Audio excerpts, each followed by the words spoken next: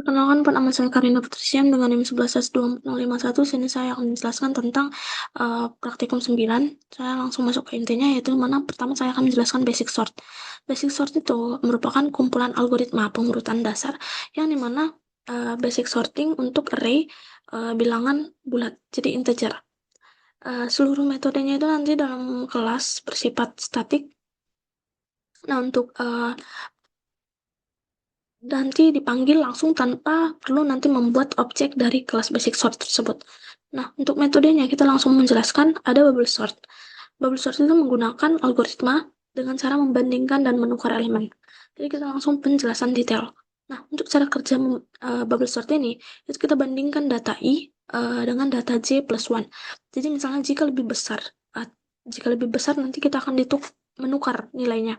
Nah, setiap iterasinya itu nanti kalau di luar I akan memastikan elemen terbesarnya mengapung seperti bubble, nah ke posisi akhir. Nah, untuk kompleksitas waktunya ada ON kuadrat pada semua kasus. Jadi karena nggak ada optimasi stopnya. Nah, untuk kelebihannya itu implementasinya paling sederhana. Kekurangannya dia lambat dan untuk data ukuran besar. Nah, untuk selanjutnya itu ada selection sort. Dimana selection sort itu cara kerjanya itu kita cari indeks dengan nilai terkecil, yaitu min index ini, dan dari sisa array-nya, lalu kita tukar nanti ke elemen posisi I-nya. Nah, untuk itu kompleksitas waktunya itu ada ON kuadrat pada semua kasus. Kelebihannya itu jumlah operasinya itu penukaran itu minimal. Jadi kalau kita buat di rumus pattern-nya itu maksimal n kurang 1 kali. Jadi kekurangannya itu dia sama seperti bubble sort tadi, dia lambat untuk data besar karena perbandingannya tetap ON kuadrat. Nah, untuk selanjutnya itu ada insertion sort. Nah, insertion sort ini itu cara kerjanya kita ambil temp sama dengan data I, lalu kita geser ke data J. Nah, untuk itu yang lebih besar ke kanan, dia lalu kita letakkanlah temp itu di posisi yang sesuai. Nah, untuk kompleksitas waktunya itu ada dua, yaitu mana terbaik, ON, jika data sudah hampir terurut. Nah, kalau terburu dan rata-ratanya itu ON kuadrat. Kelebihannya itu efisien untuk data kecil, tapi atau hampir terurut. Jadi dia stabil. Sedangkan kekurangannya itu kita implementasikan lah kodenya ini kurang efisien karena di dalamnya ini ada while J lebih besar. Nah, di situ untuk kita buat terjadi penukaran terus-menerus. Seharusnya itu cukup kita geser, lalu kita letakkan di temp terakhirnya. Nah, untuk selanjutnya ada linked list. Nah, berikut struktur kode linked list. Nah, kita implementasikan. Jadi, linked list itu single linked list atau rantai node-nya itu satu arah. Jadi kita lengkapi dengan algoritma pengurutan bubble sort tadi yang pertama. Nah, untuk atributnya itu ada integer data dan node next. Nah, untuk itu kita langsung penjelasan di cara kerja metode-metodenya masing-masing di code linklist.java ini. Nah, untuk metodenya itu ada it integer data. Gimana sih cara kerjanya itu kayak misalnya di sini ada bacaan jika head sama dengan 0, itu listnya itu kosong. Jadi node baru nanti akan menjadi head-nya. Nah, jika tidak, nanti programnya itu bakal mencari terus dari head hingga nanti menemukan node dengan next sama dengan 0 berikut. Nah, untuk itu kita sambungkanlah node baru di akhir. Kompleksitas waktunya itu adalah ON karena harus traversal ke node terakhir. Kekurangannya itu dia kurang efisien untuk menambahkan data berulang.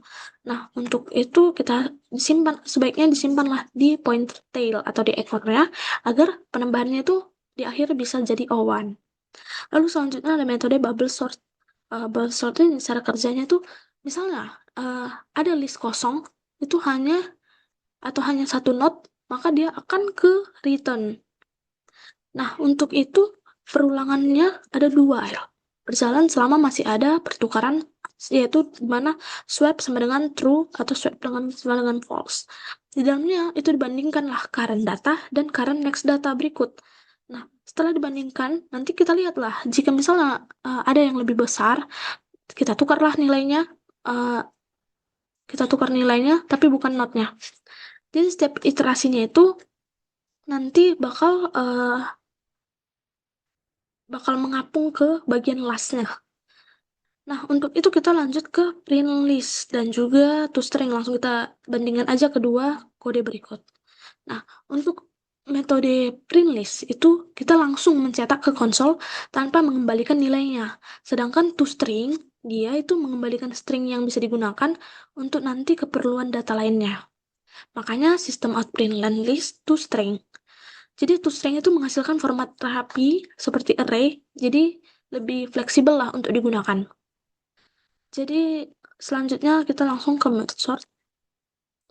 Nah, merge sort ini kita ada integer data 1, integer data 2. Dimana di sini kita membuat array combine dengan ukuran sama dengan panjang data 1 tambah panjang data 2. Jadi kita gunakan 3 indeks, yaitu I untuk data 1, J untuk data 2, dan indeks untuk combine. Selama kedua array masih memiliki elemen, kita bandingkanlah data 1 dan data 2 tadi. Jadi misalnya nilainya lebih kecil, dimasukkan ke combine, lalu indeksnya nanti akan bertambah. Nah, untuk kompleksitas waktunya itu adalah O, N tambah M. Dengan N dan M itu merupakan panjang kedua array. Jadi, panjang ditambah panjang data 1 ditambah panjang data 2.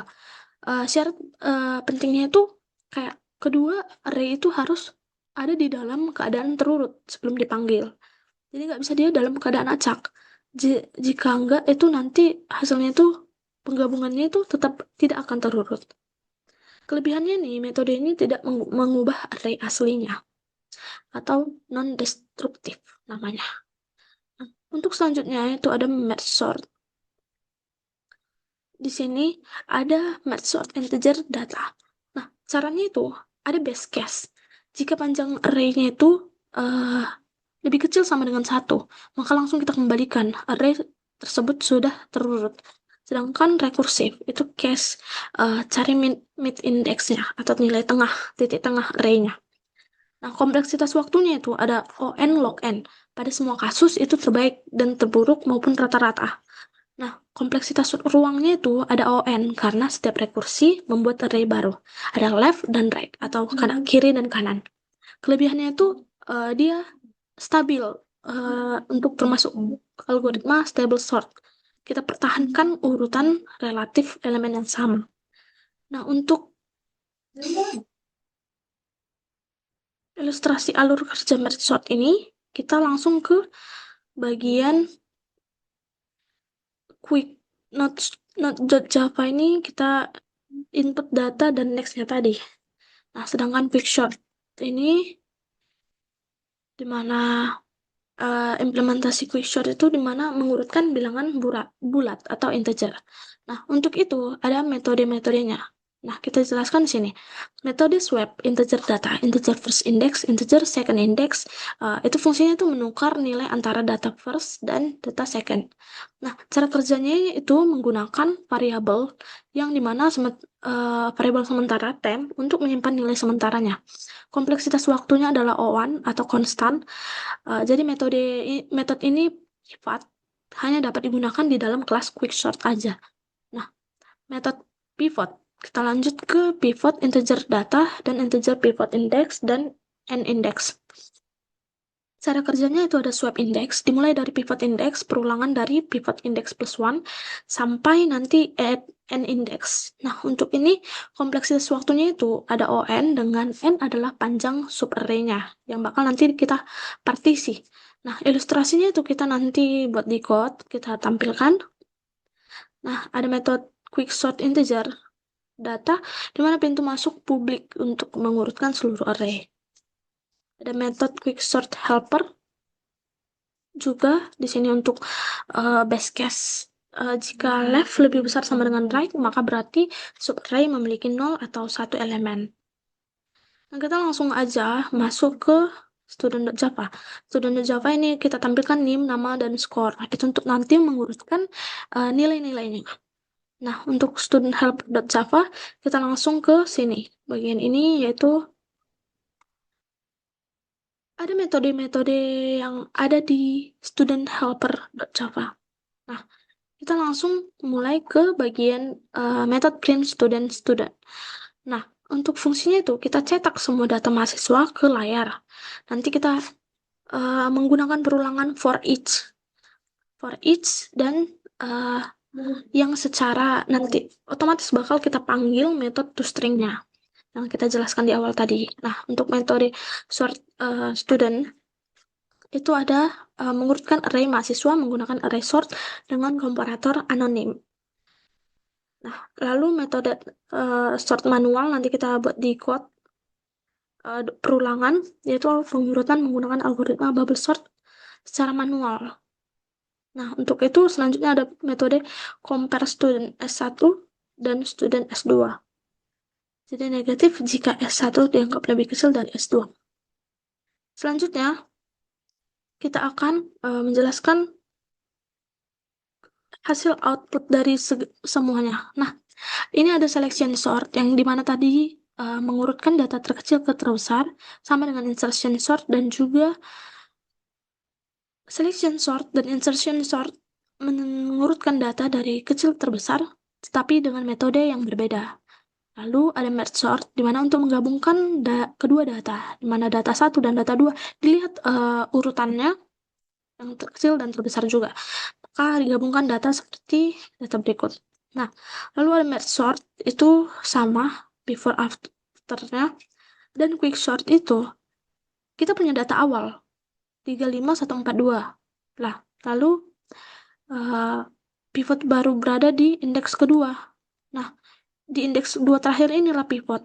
Jadi 35142 inilah yang kita urutkan dari terkecil sampai besar. Yang 2 ini indeksnya kita buat ke paling depan. Nah, jadi dia 2, 1, 3, 4, 5. Inilah berurutannya. Lalu quick sort, ini tadi metodenya. Lalu bubble sort, linked list, dan double sort. Nah, ini udah kita masukkan data studentnya. Jadi ada NIM, nama, dan skor. Nah, ini berikut adalah NIM, nama, dan skornya. Jadi dia diurutkan, kita mark ke sini. Diurutkan berdasarkan skor, nama, NIM. Jadi kalau misalnya skornya sama seperti Bob dan Charlie ini, maka kita akan mengurutkannya sesuai nama. Nah, Bob dan Charlie, B yang paling duluan, abjadnya yaitu Bob duluan. Dan lalu ke Charlie dengan nama dan NIM-nya. Kita lihat di sini. Nah, saya akan memasukkan contoh input dari scanner. Saya memasukkan nama-nama saya dan teman saya. Ini berikut, nama, NIM, dan skor. Makanya sebelum diurutkan ditampilkan sebagai berikut, yaitu nama saya dengan skor yang paling rendah, lalu 97 dengan teman saya, di mana di sini saya sudah mengurutkan sesuai NIM 51, 52, 53, 54. Sedangkan setelah diurutkan dia seperti ini, tidak berurutan karena melihat dari skor terendah ke tertinggi. Sekian Pak presentasi dari saya. Jika saya ada salah pengucapan, saya mohon maaf. Terima kasih.